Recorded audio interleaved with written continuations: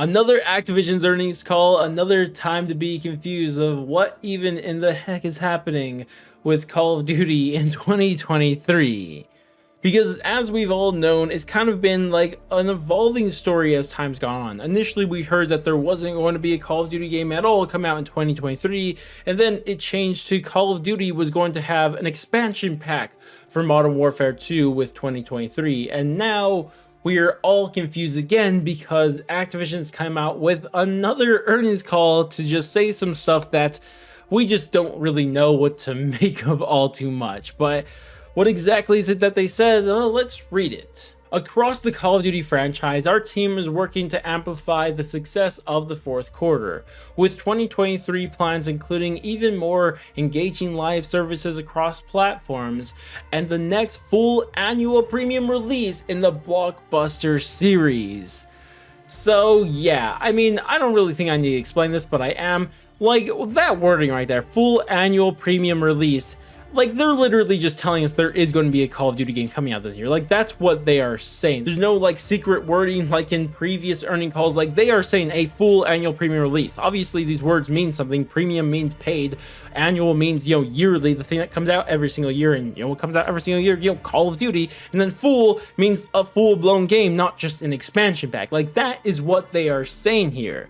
Now, obviously, Activision could be doing this very secret thing that not many people know of, called lying, but I just really don't know. So instead, because Activision keeps saying stuff like this, and on the other hand, all the insiders keep saying the opposite, let's try to look to what the insiders are saying in response to this. And let's start off with the man himself, Jason Schreier, the one who started this whole conversation. Not unfeasible to add content to something that started off as an expansion and sell it for $60 to $70. Either way, the point is that it's a continuation of Modern Warfare 2. Anyway, see you again in the May earnings call. He kind of made the joke I did at the start of the video about us coming back every earning call, but regardless though, yeah, so what he's saying here is that his original report wasn't exactly wrong about it being an expansion pack to Modern Warfare 2, but instead what's happened is that it originally was an expansion pack, and now they just kind of converted that to something that at least they're going to call a full-fledged Call of Duty game that is going to be a continuation of Modern Warfare 2.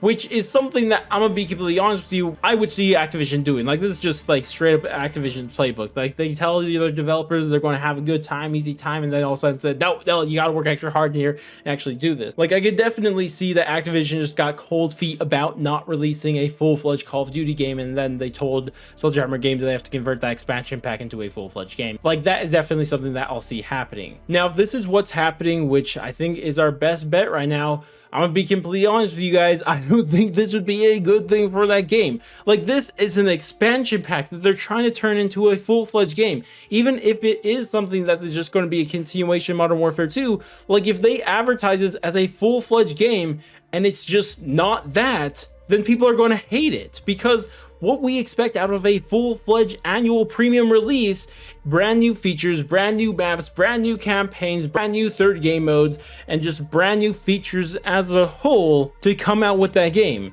And if this thing started off initially as an expansion to Modern Warfare 2, like, there's no way they're going to make this game feel like a full-fledged new game.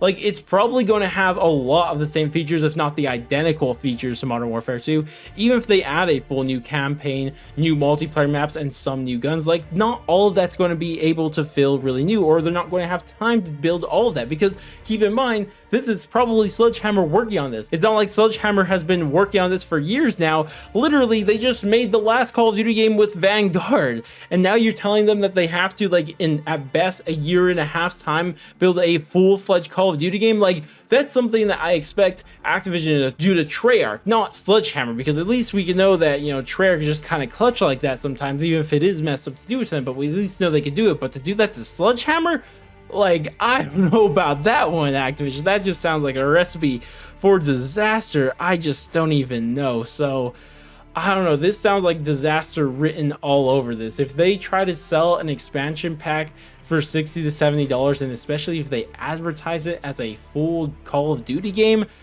I don't even know. Like, that just sounds very, very much like a bad idea. So not looking forward to that if that's what ends up happening. So yeah. Now, I do want to mention something that I think a lot of people are kind of thinking, and that is the possibility that maybe the insiders are all wrong and this next full annual premium release is actually going to be Treyarch's next game, and there isn't going to be any sort of break or something weird happening this year in the slightest. It's just going to continue as it always has with annual Call of Duty games.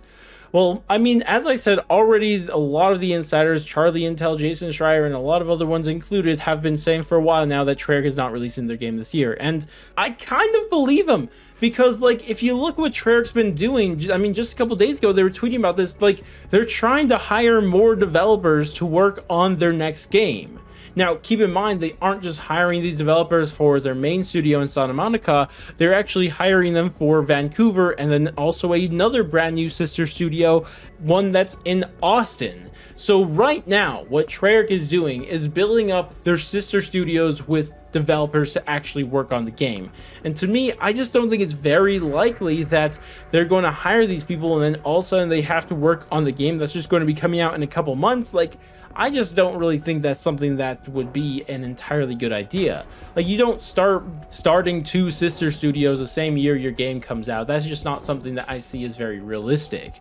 But one thing that would make sense, and in fact would explain why Treyarch is so interested in building these two sister studios right now, is because maybe they're trying to avoid what is happening to Infinity Ward with Modern Warfare 2 to happen to their game when it comes out in 2024. Because keep in mind right now, because as I said earlier, it's supposed to be Sledgehammer that's working on this continuation of Modern Warfare 2, and maybe Treyarch saw that and they said, well, I don't really want Sledgehammer coming in making the continuation to our second year of our game, so what if we just build two brand new sister studios so we could be in charge of that second year of our game? Like, that's something that I could see as much more realistic, that this is the reason why they're hiring so much, because they want to be in control of their game the entire time. They don't want Sledgehammer to step in like they are for Infinity Ward with Modern Warfare 2, and they just want to have complete control over their own game, which honestly would make a lot of sense, because I've been a little bit confused why they were opening two brand new sister studios. Like, that's been something that I've been wondering for a while now, but this would at least give an explanation for that. But at the end of the day, we really don't know.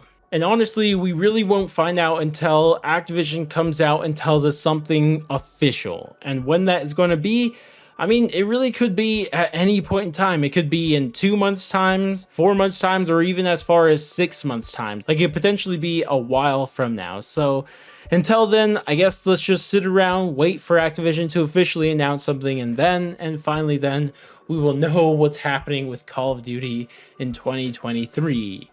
Regardless though, that's going to wrap it up for this video. I'd love to hear all of your thoughts and opinions and everything we talked about in this video down in the comment section below. Regardless though, that's going to wrap it up for me. If you guys did enjoy the video, I would appreciate if you guys dropped a like, subscribe, bell, share, or any of that great stuff. But I'm going to go catch you guys in the next stream, video, or when the heck it may be. And laters, guys.